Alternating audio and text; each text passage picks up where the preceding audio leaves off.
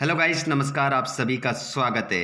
राजनीति शास्त्र का पेपर 1 से लेकर 23 तक सॉल्यूशन आंसर सहित आपको इस वीडियो में मिलने वाला है। हमने आप लोगों के लिए जो पहला सेट डाला था, ए सेट था, ये सेट बी है।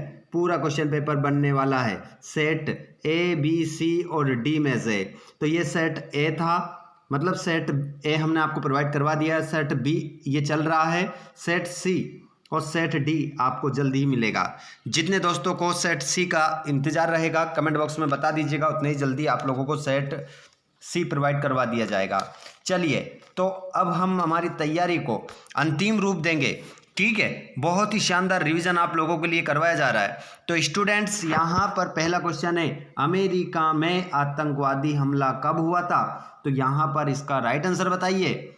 9 सितंबर 2000, 9 सितंबर 2001, 11 सितंबर 2000, 11 सितंबर 2001। तो यहाँ पर आपका जो करेक्ट आंसर होगा उसमें आप लगाएंगे 9 सितंबर 2001, आपका राइट आंसर होगा। आगे बढ़ जाएं। चलिए, प्रश्न नंबर 2 आपकी स्क्रीन पर आ गया है। बोल्शेविक क्रांति कहाँ हुई थी? बताइए, बोल्शेविक की जो क्रांति थी वो कहाँ हुई थी? तो इसमें आपका आंसर होगा रूस में। रूस आपका राइट आंसर होगा।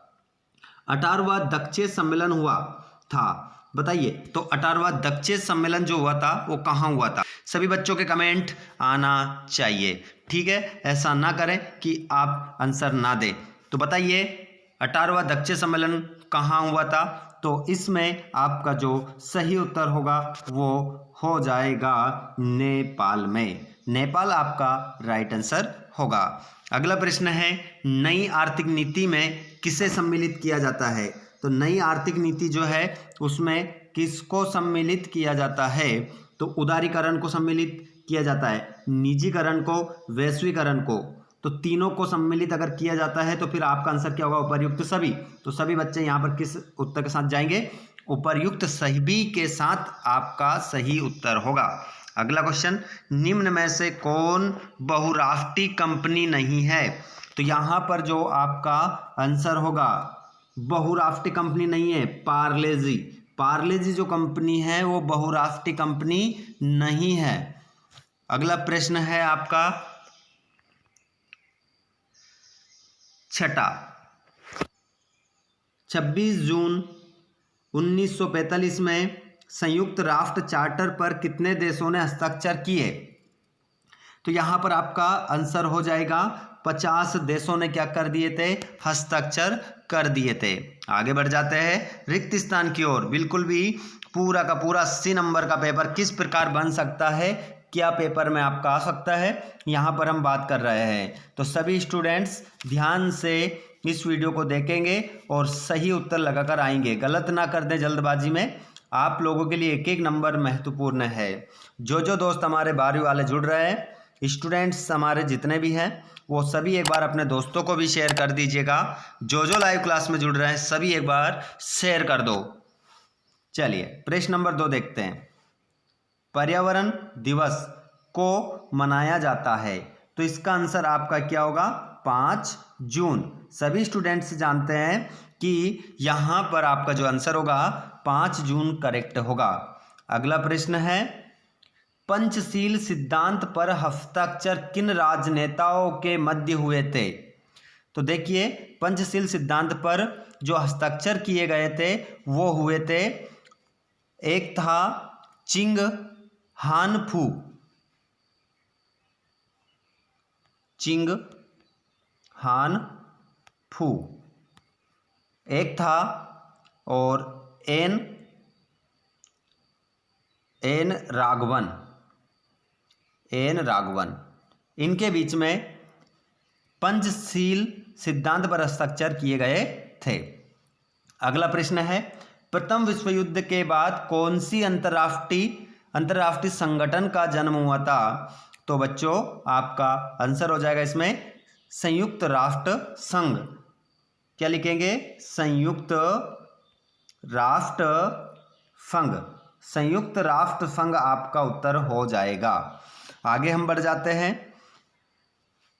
भारत सुरक्षा परिषद का सदस्य है, तो भारत जो है वो सुरक्षा परिषद का जो सदस्य है बच्चों वो कैसा है, स्थायी ना होकर कैसा है, अस्थायी। क्या आंसर लगाएंगे, अस्थायी। प्रश्न छपेगा, गलत ना करें। अगला प्रश्न है वर्षा संधि पर हस्ताक्षर कब हुआ था। तो वर्षा संधि पर हस्ताक्षर जो हुआ था वो 195 में हुआ था। कब हुआ था, 195 में हुआ। चलिए आगे हम बढ़ते हैं अगले प्रश्न की ओर। अगला प्रश्न है आपका, यहाँ पर थोड़ी सी कुछ त्रुटि है, ठीक है। अभी जो बताया था ना वर्साई संधि पर हस्ताक्षर कब हुआ, तो यहाँ पर 1919 में हस्ताक्षर हुआ था। अगला प्रश्न है ऊर्जा संरक्षण अधिनियम किस वर्ष पारित हुआ।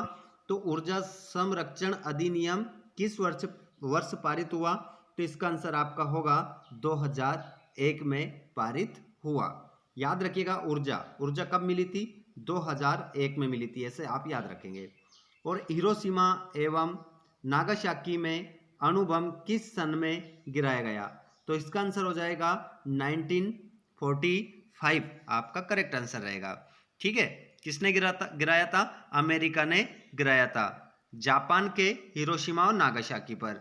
सही जोड़ी मिलाएंगे, तो सही जोड़ी मिला लीजिए। आंध्र प्रदेश का गठन, आंध्र प्रदेश का जो गठन हुआ वो तेलुगु भाषा के आधार पर हुआ, याद रखेंगे सभी। जिसके बाद में चरण सिंह ये किसानों के नेता थे। और भारत चीन युद्ध हुआ तो ये हुआ था बच्चों 1962 में। और गोवा भारत का राज्य कब बना, तो गोवा जो था वो भारत का राज्य बना है कब, 1987 में।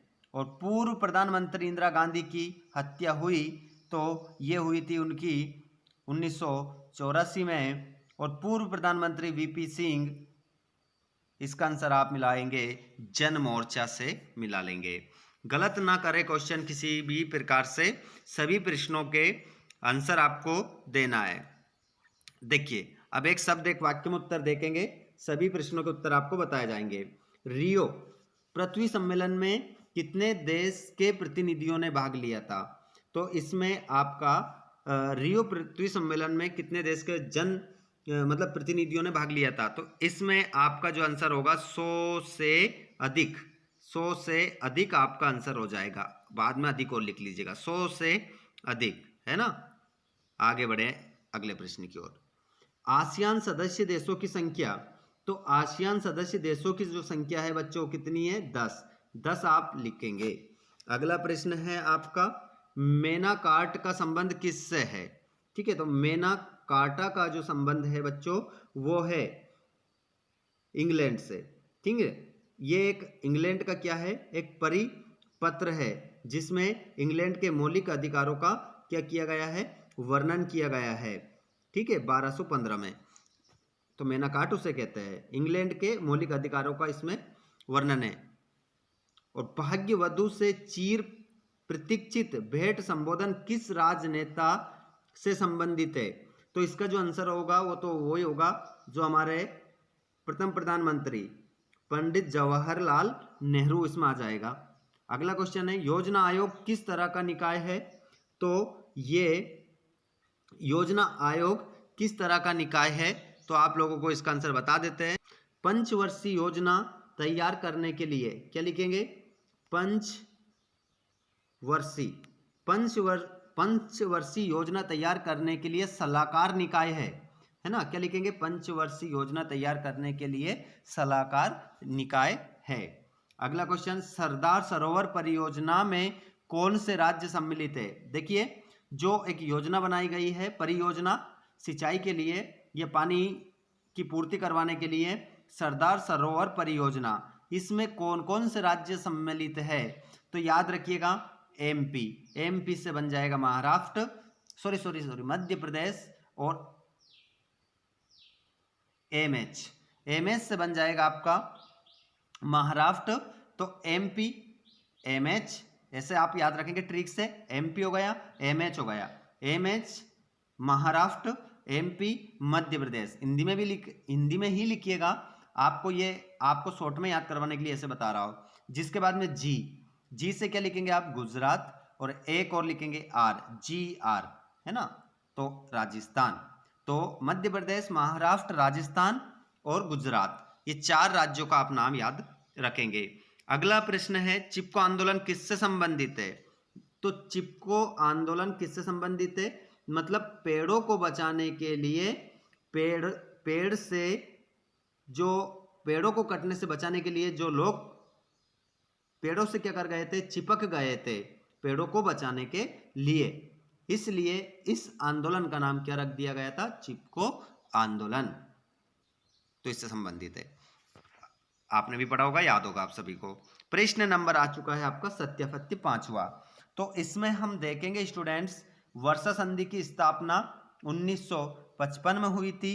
तो इसका आंसर, वर्षा संधि की स्थापना 1955 में हुई थी, तो इसका आंसर आप सभी क्या लगाएंगे, सत्य लगाएंगे। अगला क्वेश्चन, तेलुगु भाषा के आधार पर आंध्र प्रदेश का गठन हुआ था, तो इसका आंसर भी आपके लगाएंगे सत्य। और भारत में पूंजीवाद अर्थव्यवस्था है, तो इसका आंसर आपका असत्य होगा। भारत चीन युद्ध 1965 में हुआ था, तो ये आपका असत्य हो जाएगा।